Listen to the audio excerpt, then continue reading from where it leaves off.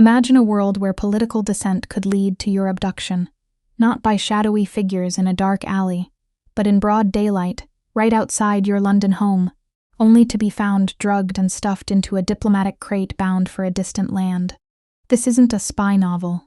This is the chilling true story of Umaru Dikko, a Nigerian politician whose dramatic kidnapping attempt in 1984 sent shockwaves across international relations and exposed the audacious lengths some governments would go to silence their critics.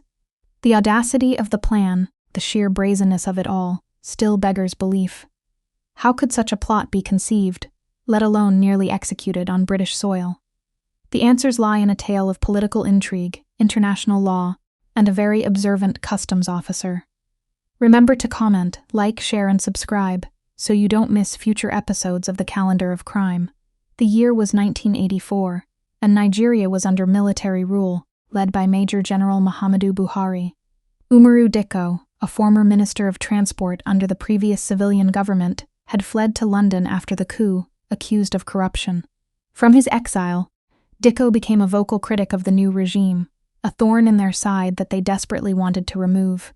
The Nigerian government, determined to bring Dikko back to face charges, allegedly orchestrated a daring plan. On July 5, 1984, as Dikko strolled near his London home, he was ambushed by a team of men.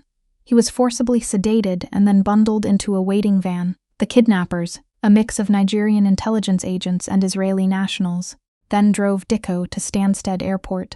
Their intention was to smuggle him out of the country in a specially constructed wooden crate, labeled as diplomatic baggage, which would grant it immunity from customs inspection. Inside the crate, Dikko lay unconscious, accompanied by a doctor who was to ensure his survival during the flight. However, the elaborate scheme began to unravel at Stansted. A sharp-eyed customs officer, observing the unusual circumstances surrounding the crates, particularly the lack of proper diplomatic seals and the hurried manner of their handling, became suspicious. He noticed that the crates were unusually large and had ventilation holes, which was odd for diplomatic baggage. Ignoring the protests of the accompanying Nigerian officials, the customs officer insisted on inspecting the crates.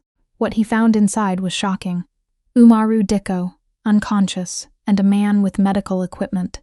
The discovery immediately triggered a major international incident. British authorities were outraged by this blatant violation of their sovereignty. The incident led to a severe diplomatic crisis between Britain and Nigeria, with both countries recalling their high commissioners.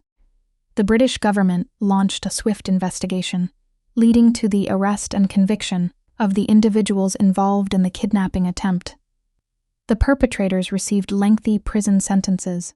The diplomatic crate affair remains a stark reminder of the complexities of international relations and the lengths to which political tensions can escalate. It highlighted the importance of international law and the principle of state sovereignty. Umaru Dikko survived the ordeal and continued to live in London.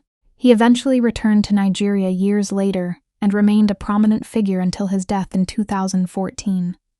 This audacious plot, foiled by the vigilance of a single customs officer, became a bizarre footnote in the annals of political intrigue. Thanks for watching. Please comment, share, like, and subscribe for future episodes from the Calendar of Crime.